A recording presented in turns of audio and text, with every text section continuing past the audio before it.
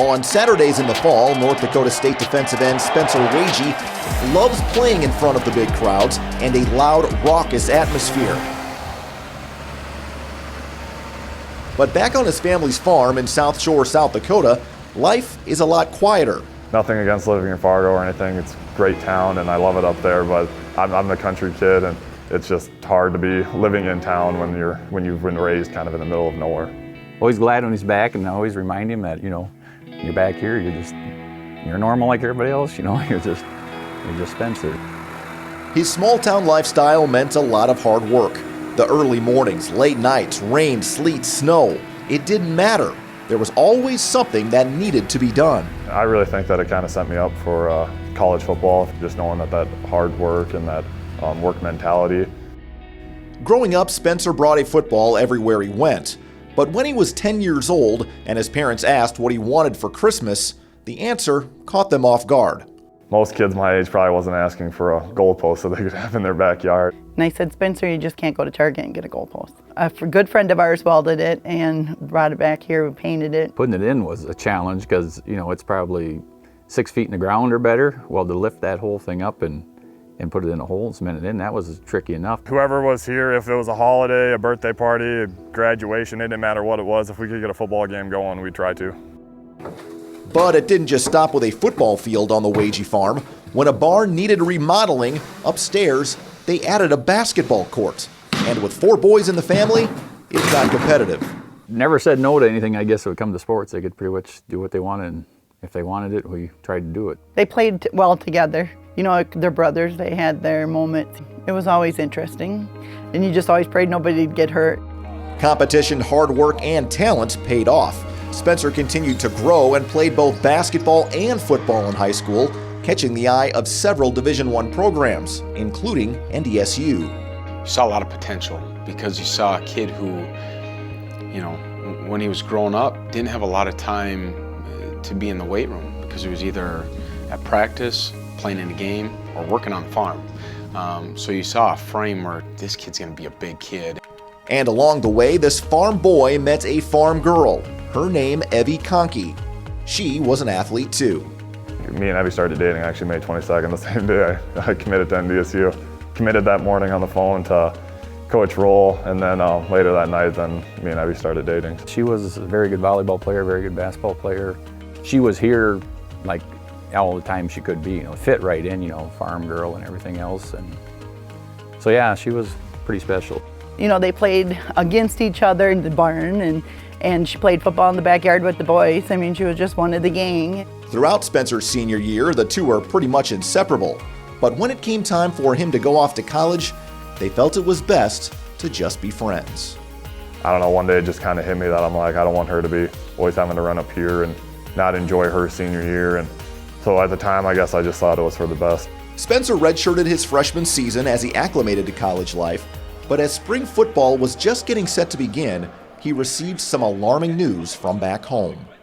I just remember my mom had texted me and she was like, you need to call me, we have to talk. I didn't really think twice about it. I thought she just had something to, tell me it wasn't gonna be any big deal. Then she called and she was like, Evie just got diagnosed with cancer. And his reaction was, Evie? No, not Evie. No, that can't be, Through the whole time, she said, it's gonna be fine.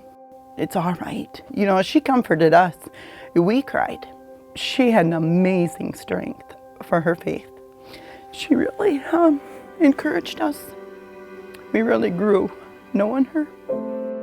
For the next 3 months, she would undergo treatment for acute myeloid leukemia at Sanford Children's Hospital in Sioux Falls, keeping a positive outlook throughout the process. We'd go visit her quite a bit, and our youngest son, Tanner, that was just like his big sister, and she had a Nerf ball and a hoop in her room, and they'd play basketball, and they were under the bed and over the bed, and I'd say, Evie, you're sick. Oh, I'm fine, she'd say. And you wouldn't have known she was sick. She had got cleared, she was able to come home.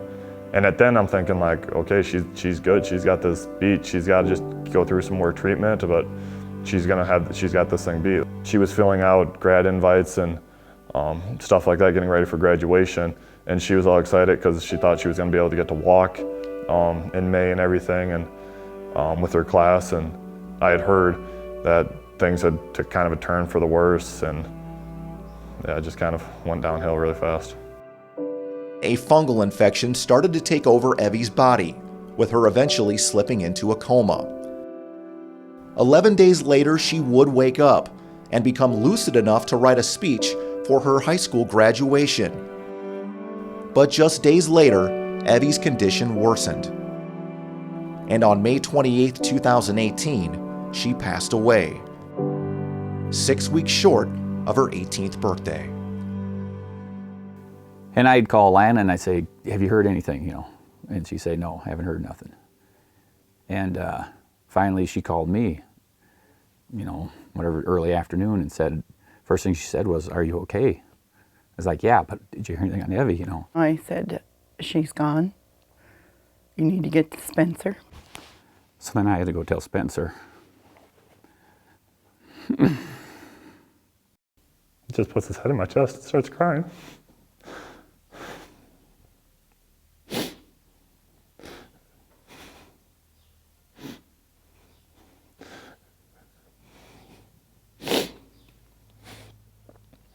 He just looked up and said, Evie died.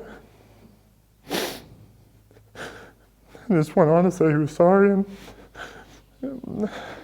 I couldn't believe it. I didn't know what to do when he asked me if he wanted to quit, and I was just like, no, I don't want to be by anybody. I just jumped back in the tractor and took back off.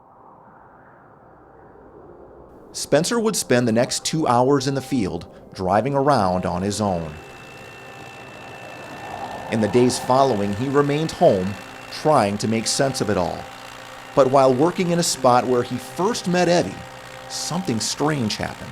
I just happened to look down by my front tire and just kind of something caught my eye, and I was like, well, what's that? And I jumped off with, not even thinking, and went down and grabbed it, and I picked it up, and it's this horseshoe, and it's not bent. There's still nails in it. So he said, here's my sign. He said, Evie left me this horseshoe.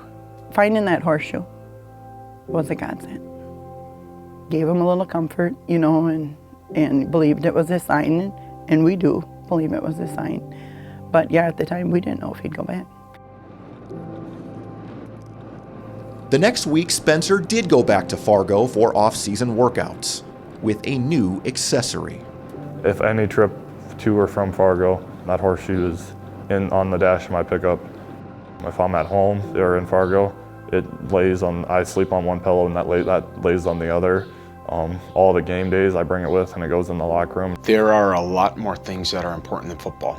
And life, family, friends, dear friends are more important than football. And sometimes you just need time to get over those tough situations. While the horseshoe remains in his locker on Saturdays, he still honors his friend on the field, wearing a shirt under his jersey he had made in her remembrance. On the front, a Superman logo. Going through my senior year of high school, I was like, I really don't got a sack dance, and I was trying to think of something, and so I'm running all the ideas by Evie, and she was just like, well, why don't you do the Superman? And I just kind of laughed, and I was just like, well, why do you think that? She was just like, well, because you're Superman to me. Sometimes I'll still just do it even after a big play or anything. Doesn't necessarily just have to be a sack. But I just remember out in Western when I got my first sack, I remember her dad texted me after the game, and he was just like, couldn't you just imagine Evie saying, see how hard you can hit this quarterback?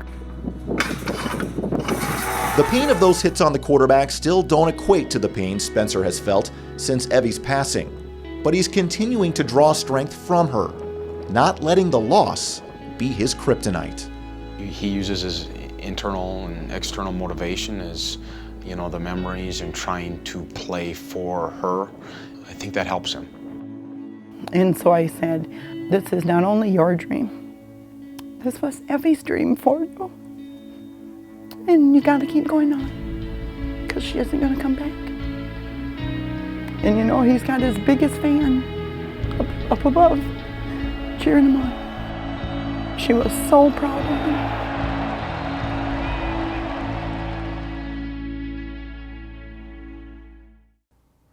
And joined now by Brian Sean in West Fargo. And Brian, you'd mentioned in the story the speech that Evie had written just before she died for her high school graduation. Tell us more about that.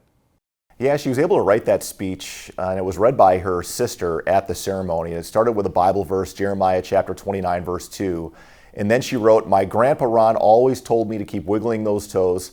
And after spending 2 weeks in the ICU, it taught me how to trust in those around us. I also learned how hard it can be to wiggle those toes alone sometimes." So pretty emotional speech for her sister to read at the graduation. Yeah, absolutely. And her family continues to honor her life with a scholarship. Is that right? Yeah, the first ever Evie Conkey Memorial Scholarship was awarded just this past May by her family to Mark Hamilton from Wessington, South Dakota. There are also memorial decals and bracelets as well if anyone would like to purchase those, with proceeds going to that scholarships fund. So you can visit evieconkeymemorial.org for more information on that. All right, and we wish Spencer the best as he gets into the football season here at North Dakota State. All right, thanks a lot, Brian Sean.